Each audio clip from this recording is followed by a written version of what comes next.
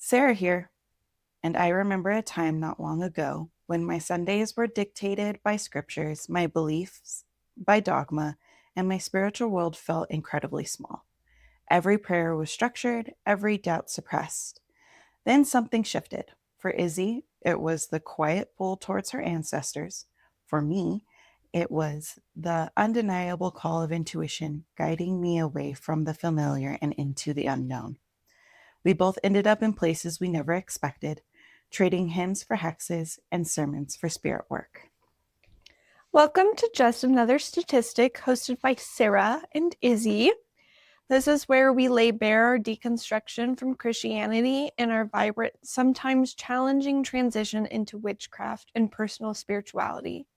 We're here to share the blueprint of our spiritual rebuilding, one honest conversation at a time. Whether you're someone who diligently attended church for decades or you always felt a magnetic pull towards something other, this podcast is for you. We'll explore the hows and whys of our journey, discussing everything from finding new community to understanding ancient practices and navigating family dynamics. Our goal is to connect through our stories, acknowledge that while our paths are unique, the quest for authentic spirituality is a universal human experience. Join us as we explore the rich tapestry of spirituality beyond the statistics. Before we begin, we want to share a brief but important note. To protect the privacy and identities of everyone involved, we will not be using the real names of people or churches in our stories. We also want to acknowledge that every story has at least two sides, and what you're about to hear is simply our side, sharing our experiences from our unique perspective. We've dedicated a lot of time to healing from these experiences and will continue this journey, and we sincerely wish nothing but love and light for all the individuals whose paths have intersected with ours. All right. I feel like it's been a minute since we've done this. I know. So today, I think we've pretty much gotten through our main leaving of the church and that story, which I think is good. It's time to put that behind us. And now we're going to go a little bit more into our individual personal background stories. Mm-hmm. So today we're going to be talking to Izzy about her childhood and growing up and her experience growing up. Yeah, I mean, I've mentioned it before, but I was homeschooled all the way through 12th grade. My siblings were homeschooled. My older brothers, like, briefly did a little bit of public schooling, but not a whole lot. And mostly that was just because mom couldn't educate all five of us when we were all going through some sort of schooling at the same time. There was like a couple years there where it was just too much, obviously. But for me and my younger brother, we were homeschooled all the way through 12th grade. Yeah, and it was an interesting experience. I think being in it as a kid, I definitely resented it a lot. And now as an adult looking back, I feel like I got a better education than most people. I don't, but not necessarily because I feel like my parents tried to give me a better education. I don't know. I feel like there was a lot of emphasis on us learning to think for ourselves, which I think now my parents probably think was their biggest mistake. So, yeah. Cool. Will you describe the core of your upbringing? Um, I mean, I think like religion was a big core piece of our upbringing. We would not even start school until mom was finished with her Bible study in the morning. And that could take anywhere from an hour to up to 5 hours. My mom was pretty devout in the Bible all of the time. Um, And like she would make us do little like family devotionals together in the morning from time to time.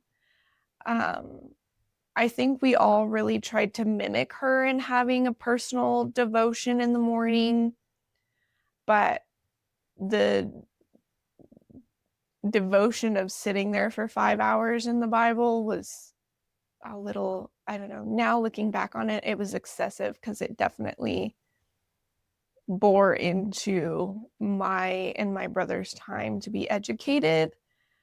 And then, yeah, our education, every kind of curriculum my mom got, it was Christian based. Our history was Christian based. Like when we did history, we started in Genesis and went through modern times, but everything was like biblically oriented. So the history we were being exposed to was specifically like Christian history. Our science obviously came from what is the term called creation science. Um, our math was a creation. We really, I mean, I say science, we did maybe one set of biology 1 year, and then everything else I did, I had to do on my own. Um, yeah, she would make us do like this weird, we had to draw figure eights every day for like 15 minutes in the morning. We would have to sit there and like draw figure eights. And she do you know what the reason was behind that? I don't know, it's like some neurological thing that somebody told her worked, and she fully believes that's why me and my brother are as smart as we are, which neither one of us thinks that. She made us learn, like we had to learn like fallacies, which for like politics, which I never really understood them. My younger brother is much better with fallacies. He can pick up on any kind of fallacy somebody is spewing at him immediately, to our mother's detriment. That really messed her up with him. And what was handwriting? We had to do handwriting in English. English was my worst subject. I felt like in everything else, mom held me at Gabe's level, which was really frustrating for me. He is a year and a half younger than me, but I have a very high drive to self-educate. And Gabe does too, but that really didn't come about until recently when we were kids. He just wanted to play on his computer, as kids do. So I felt like in math, in history, in science, and all of those things, I was being held at his level. And eventually I got really frustrated and just tried to educate myself my last couple of years of high school to the best of my ability. I was really afraid of being stupid because I didn't know what I didn't know. I didn't know what public school kids were being taught. I didn't know how far behind I was. All I knew is I felt dumb next to other homeschool kids, and now finding out their parents were doing their work for them, and I was like, oh, okay. That's why they look so smart. Yeah, except for in English. Gabriel was way ahead of me, and still to this day, I can't tell you what a sentence should have or anything like that. But we have like Grammarly and stuff for that now, so we're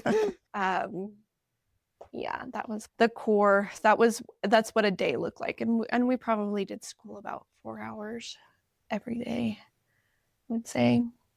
Even on the weekends? No, we never did school on the weekends, but we did do school through the summer. Oof, okay. Year round. Yeah. All right. How do you think that your upbringing, although was supposed to be nurturing in your faith, it inadvertently created a profound sense of isolation from anything quote unquote worldly or outside the specific belief system of Christianity? Yeah, I mean, we weren't allowed to be exposed to anything. We weren't allowed to listen to secular music.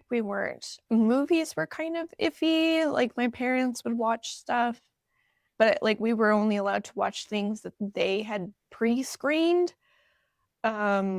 We were exposed to like really violent movies at a very young age. Violence wasn't ever an issue that they felt they needed to hide from us. It was more like sexual stuff that they didn't want us exposed to. But it was like anything outside of my parents' belief was immediately shut down, or like their understanding. If they don't understand something, they'll just say that it's stupid. I remember being an adult and reading a manga, and you read mangas from right to left instead of left to right, and my dad got so angry at that. And I was like, well, they just do it differently in a different culture, and he can't deal with that. Mm-hmm. So that's kind of, if that gives you an idea of what outside thoughts happened, then yeah, anything we were exposed to that wasn't the norm, which we really weren't. Anytime we really like, mom put me and Gabe on swim team for Sandia for 2, maybe 3 years. But the minute she felt that that was becoming more important to me than the family, that got taken away. And like the same with my opera. When my singing, she felt I was getting talented enough to go somewhere with it, it ended. Mm. So anytime me and Gabe got close enough to state swimming, we got pulled out. When my singing got to the point where I was branching out of it not being at home, then we got pulled from it immediately. So I don't know, it was just hard to like get good at things. It was hard to love hobbies because yeah, they would get taken from us if we got too good at them. And if there wasn't like an outlet, like my brother was allowed to do art through 12th grade, but that was because there was homeschool programs in place for him to do. Mm-hmm. And if there wasn't something, then it would get taken from us. So I think that was really frustrating because it felt like every time I was getting good at something, then I wasn't allowed to have it. And that could have also been because I'm a girl and my job, what my mother was raising me for, was to be a wife and a mother. And anything outside of that was inappropriate. Okay. Growing up in that isolation, how did that kind of mold your perception of the outside world? Like when you were in it, what did you think of the outside world was? For me, it was like a big, scary monster. The best way I can describe it is like the Mother Knows Best from Tangled and Mother Gothel's song, and how she describes like all of these bad things that could happen to me. I feel like that's what I got exposed to as a girl in the family. Is I wasn't, we lived 4 houses down from a park. I wasn't allowed to go to the park by myself. Gabe had to come with me because my little brother was going to save me somehow if something happened. I was definitely like built into this bomb shelter of like, it's evil out there and anybody is trying to get to you, and other girls are whores and I can't be exposed to other girls because they're all just, I remember I had my first job at 17 and I like worked with a whole bunch of other 17-year-olds, and my mom was like, you're probably the only virgin there. And now looking back on it, I'm like, why were you even thinking about that? Like, why was that the thing that was on your mind? What was that? Why was that the first impression that Of kids? of kids? Yeah. Yeah. I know for my younger brother, he definitely struggled with a long time thinking that he was better than people because he was a Christian. And I know that's something he's been open about in his experience of growing up, of just thinking I'm better because I know the truth and you don't. Mm-hmm. I don't think that I ever felt that way necessarily, but I do feel like towards public school kids, I definitely did have like a snooty attitude. And I think that was just a defense mechanism because homeschoolers didn't like me and I expected public schoolers not to like me.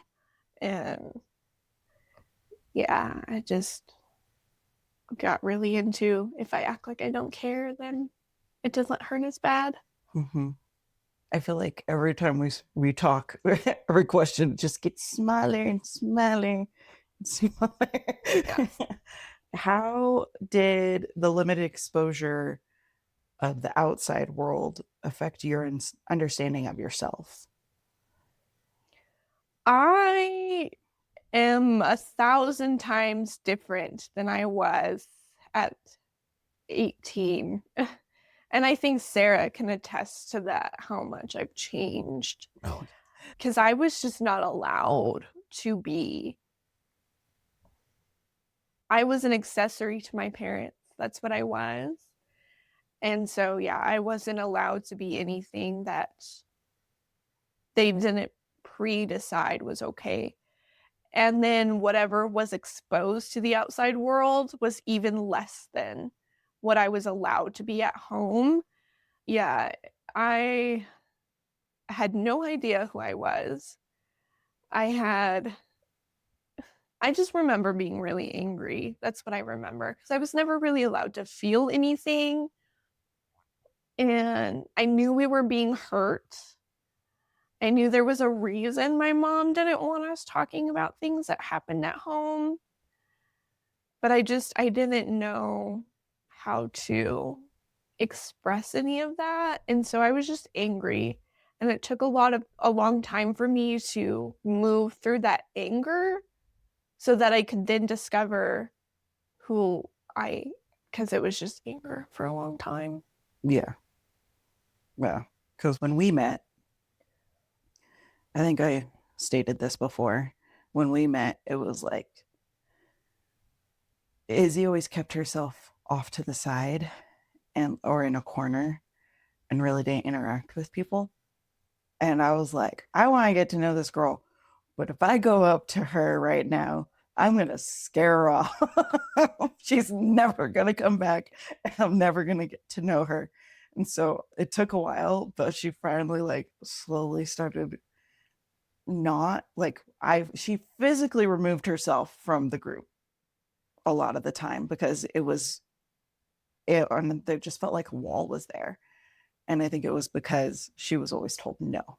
She was not allowed these things. And then when she finally realized that she was welcomed and she could participate, be one of the peoples, Mm-hmm. it took It took years. it took years for her to finally open up. And like there were talents that she had that we really didn't know until she was pushed to do it, like her singing. She has a great voice. I didn't know she was talented in singing until she was pushed to, I think it was lead worship one night or whatever by Mr. Grace. Mm-hmm. I knew you're like, I am uncomfortable. Yeah. You really didn't want to do it. And I was like, I will be right there with you. You don't have to be showy or crazy or whatever. Just sing it for yourself. I do remember that. Yeah. It was from the girl I met many years ago to now, completely different person. Yeah. That girl did. She gone. She long gone. And we were talking about that the other day too. Is like I felt like my whole identity was being abused, and I felt like I needed people to see that, which probably was a reason that I isolated myself too, because I wanted my pain to be acknowledged because it wasn't being acknowledged at home. And the church that I met Sarah in wasn't the church that my parents went to. So I had like another group of church friends. And I remember talking to one of two butcher and about it because he was like our youth leader at the time, but he's only like 5 years older than me. And I remember like he definitely noticed how depressed I was and the pain I was in. And he was like 21 at the time. And I remember being like turning 21 and being like, oh my gosh, like that's such a weight to put on a young person. Like all of these teenagers' emotional stability you're putting on young 20-year-olds.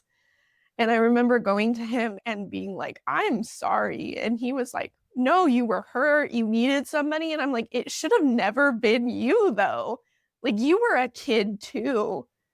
And yeah, I hate the church for that, of putting young children in the position of raising up other children emotionally when we don't even know. You don't know what you're doing at 21, barely figuring it out at 27. So, yeah. Growing up, were there like moments of curiosity or questioning about what was more or beyond your immediate Christian environment? I remember having doubts at a young age. I remember being like, well, what if Christianity is also a lie? Like, if every other religion in the world is a lie, then how do we know that this one is real? And I remember bringing that up and it kind of just getting dismissed. Mostly I feel like it was questions about Christianity that I've not necessarily the outside world, but questions inside of Christianity that couldn't be or weren't allowed to be answered. I remember, like, my sister had got her tattoo, and which, now looking back on it, it's really stupid. But she had like this idea that if it was a biblical tattoo, if it was like connected to Christianity, and she could say like, oh, I talked to God and God let me get this tattoo, that it would be like less bad than just being like, I got a tattoo. And The workaround. I remember being like, if God told her it's okay, then who are you to tell her it's not okay? And like genuinely curious. Like, I wasn't trying to be defiant. I was like, as a 13-year-old, I was confused. I was like, if God said I was okay, how are you to tell her that it's not okay? And my mom went and told the entire church that I was a defiant child. Like, I got just about church discipline for it, because she went to the pastors and told them that I was being a defiant child. And it's so funny because, like, one of the last arguments that we had, she brought up and she was like, well, I just asked you a question, which she did not. And she was like, how is asking a question bad? And that was the memory that popped up into my brain. And I was like, I'm not even going to go over this with you.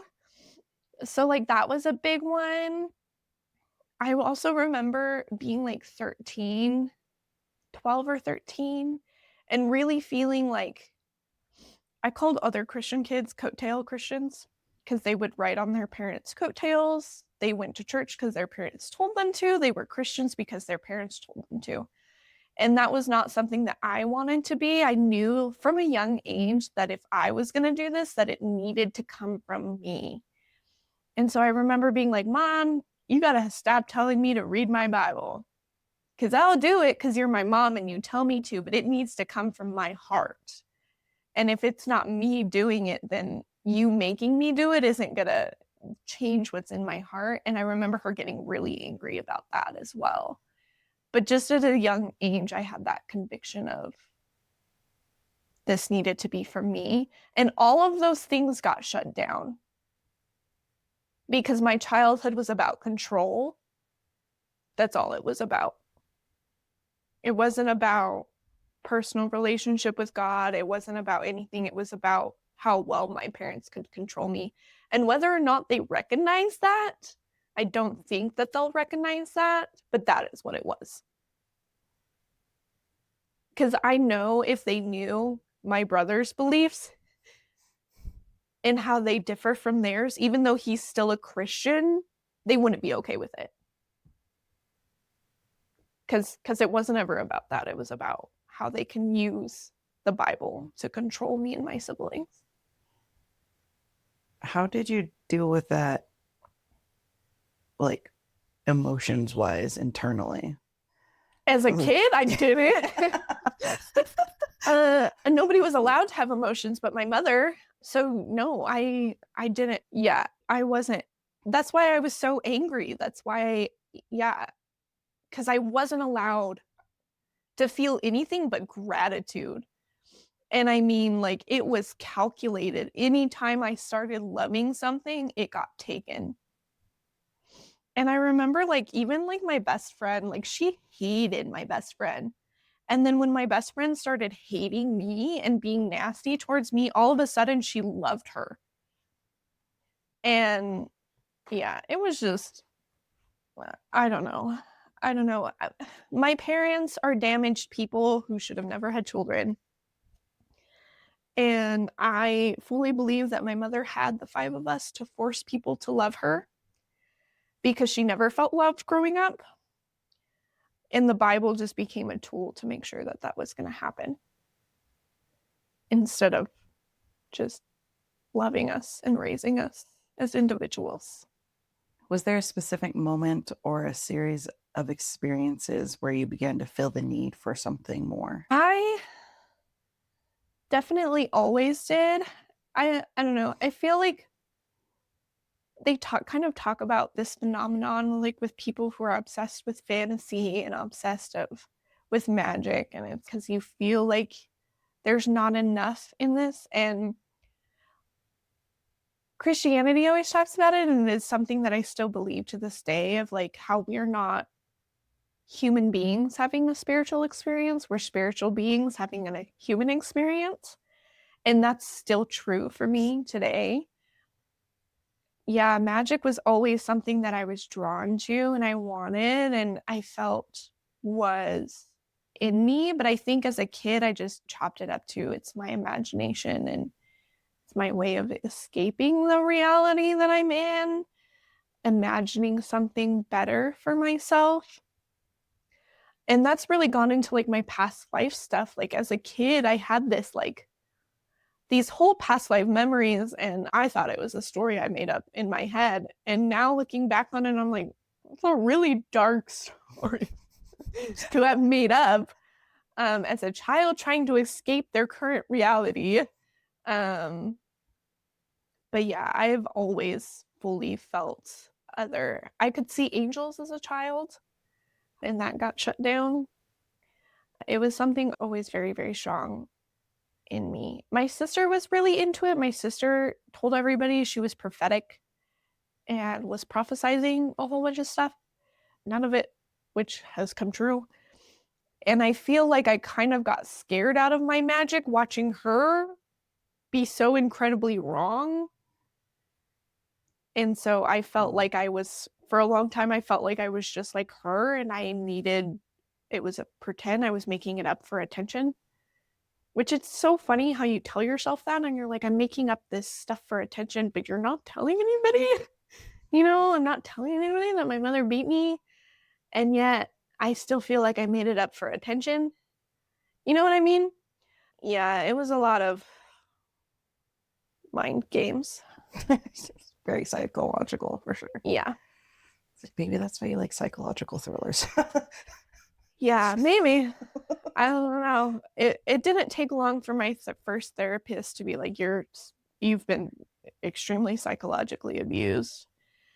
And I remember my first question was like, how does she know to do that? Like, how did she know to abuse us that way? She was like, she didn't. So it's like, oh, it's weird because whenever you talk about abuse, it seems like something that's very intentional. But a lot of time with psychological stuff, people don't realize that they're doing it. Mostly because it was done to them. And I think that's the only way It's they just know a how to pattern. And I mean, like the first thing a kid learns how to do is how to manipulate, you know, as a baby. It's to get what they need. And so it's a pretty automatic, I don't know. Anyway, so the fake cry is real. I definitely had to convince myself things happened to me. Like that was my biggest jump through. After getting through that anger, it was then like telling myself that this stuff really did happen. And it went from everything with my mom to my education to being sexually abused at a very young age. Like I had to convince myself of everything as an adult because I thought that I had made it all up. And I went to regular therapists for that. I started my relationship with my Christian mentor over that stuff because I needed somebody in the church to tell me that I wasn't making it up. I don't think I would have just believed a regular therapist if a Christian woman wasn't also telling me this was happening to you at the time, at least. So it took a really long time, and then I had more anger to work through. So after you believe it, that you get angry that happens. That it happened, yeah. It's a lot of processing, a lot of healing, for sure. So those were a lot, yes, in those years. Yeah. How do you view the period of intense isolation now? Again, there's like pros and cons to it. Now, as being an adult, I've worked with kids for a long time and I've been in schools with kids and I've seen how kids are being educated today. And even though like so much of our childhood was around control and being there for my mom, I do feel like she, at least with me and my younger brother, she really challenged our thinking. And maybe like I'll like, not to like toot my own horn over here, but I think it really helped for me being somebody with a high IQ, of also having a sibling with a very high IQ and being able to stimulate each other's minds in that environment. Whereas we might not have gotten it if we were alone. I'm so grateful that my little brother was born. He was an accident. And I think I would have died those years by myself with mom if I had to go through that by myself. I don't know what kind of person I would be today. I'm so grateful that Gabe was there. And yeah, I feel like we were really able to challenge ourselves on these ideas. And even like I remember hearing like adult Christians say crazy things and being like, we would sit there and look at each other and we'd be like, that's whack. And be able to do that for each other, whereas if we were alone, that wouldn't have happened. And so I feel like a lot of education now is just teaching kids to respond. It's not teaching them to think or learn. And so my parents definitely taught me to learn for myself. You know, whether that was intentional or not, that was my biggest pro in my education, was that I can do things for myself. I can learn things for myself, which you would think is an automatic skill. It is not. And then being in the public schools and seeing what they teach them, it's very obvious that it is intentional teaching them out of that. And I mean, if you look at the education system, it was built around putting people in factories, and it's definitely still that way. So I'm very grateful that I was in an environment that pushed me that way. Whether it was healthy or not, I can't answer, but I am grateful for that. There's definitely a lot of things that I don't agree with, though. So I think for a hope that I had for a long time was just that my parents were going to be able to heal their own childhood. And I've come to the point now where I've given up, but I think once you start seeing your parents as just hurt kids too, it changes a lot of things, a lot of the anger you have towards them. But I feel like they're at the point now where they're choosing it instead of trying to overcome it. So it was time for me to stop trying. You can't do it for them. Yeah. That's the hard part. Yeah. Were there any other unexpected lessons or insights you gained from your unique upbringing? I would definitely homeschool my own children if I have them. But I want to expose them to everything I possibly can expose them to. Other beliefs, other cultures, other systems. Because I feel like, especially when me and Sarah moved in together, it was a definite of like, oh, everything I've been told is not true. I remember like, because I was obviously very Republican. I turned 18 in 2016. and I voted for the orange man in 2016 because that's what I was told to do. And From the pulpit, mind you. I mean that, but also my parents. And I remember, I think we lived together during January 6th. Yes. Or it was right before we moved in, I think. I remember standing there watching that, and that, I mean, we had 2 years of the BLM movement before that and all of that violence. And I remember standing there watching that and being like, oh, Black people haven't been lying this whole time. If those were Black people, they would have shot them.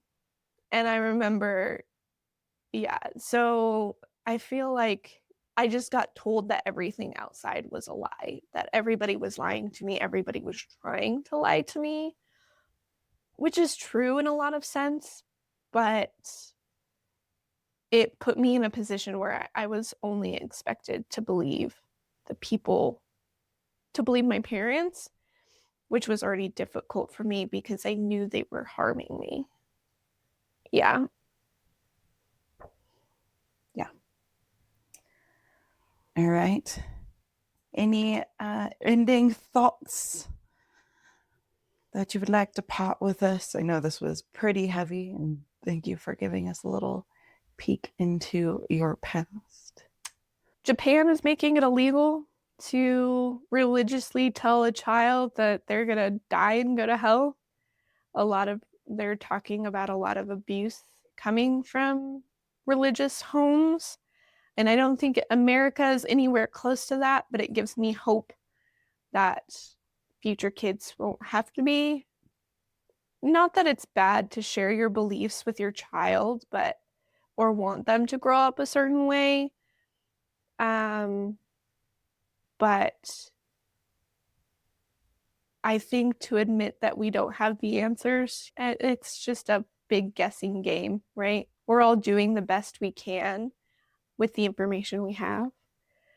And I do believe my parents did the best they could with what they had. I don't have a lot of resentment over my childhood now. I just kind of hoped now, and I was like, hey, can we not do this anymore? That would have been respected. It wasn't. So I'm an adult and I'm able to say I don't want to be a part of this anymore.